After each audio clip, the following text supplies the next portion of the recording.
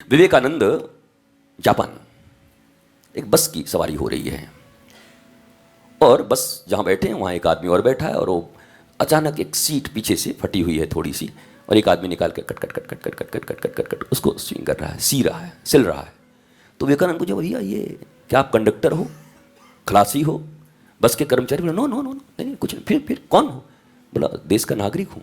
तो ये बोला ये मेरे देश की संपत्ति है, ये इतनी फटी है कोई पीछे और बैठ करके उंगली डाल के और न फाड़ दे, इसलिए मैं अपने राष्ट्र की संपत्ति को बचा रहा हूं। विवेकानंद ने कहा यह हुआ राष्ट्र के प्रति प्रेम। एक है हमारा भारत महान, जहां रेलवे के टॉयलेट में बाएं हाथ से यूज करने वाले मग को भी जंजीरों में बांध के रखा जाता है। विश्व गुरु भारत। अब वृंदावन के बंदर न बने कृपया, इधर उधर मत देखें, ये आप ही के देश में हो रहा है। इतनी नैतिक गिरावट हमारे तुम्हारे बच्चों के द्वारा ही तो ये भारत चल रहा है ना, हम ही भारत के वासी हैं ना, हमारे ही परिवार भारत में रह रहे हैं ना। ये कैसे हो गया कि मग को जंजीरों में कस के रखा जा रहा है? कहां गई भारतीयता? तब तो नाना पाटेकर ही मुझे अच्छा लगता है, संत नाना पाटेकर। ट्रक के अंदर लदा है 2 नंबर का सामान, फिर भी मेरा भारत महान। क्या गलत है?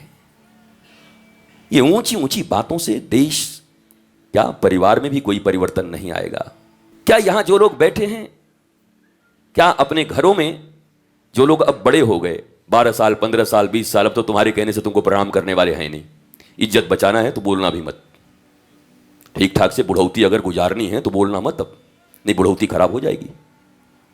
अब तो वो करेंगे नहीं, लेकिन जब वो गोद में बैठा है बच्चा छोटा सा अभी जमाई लेता हुआ, पर वो सीख सकता है अगर उनको संस्कार दिए जाए कि प्रातः काल उठ के रघुनाथा, मातु पिता दादा दादी काका काकी मामा मामी, गुरुदेव गोविंद के चरणों में ना वही माथा।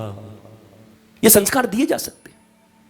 हम रोना रो रहे, पैसे की कमी है, नौकरी नहीं है महाराज, क्या करें, बड़ी। इसमें कौन सा पैसा लग रहा था? नहीं, कितना खर्च हो रहा था बच्चे से माता पिता को प्रणाम कराने की शिक्षा देने में। ये 2 बहाने लोगों के पास, जब ज़्यादा कुछ समझाओ तो लोग कहते हैं महाराज जी हम लोग गृहस्थी हैं। अच्छा, आप तो बाबा जी हैं। एक तो ये बड़ा बहाना है लोगों के पास, गृहस्थी। इनको पता ही नहीं कि भारत में 98% ऋषि गृहस्थ ही थे।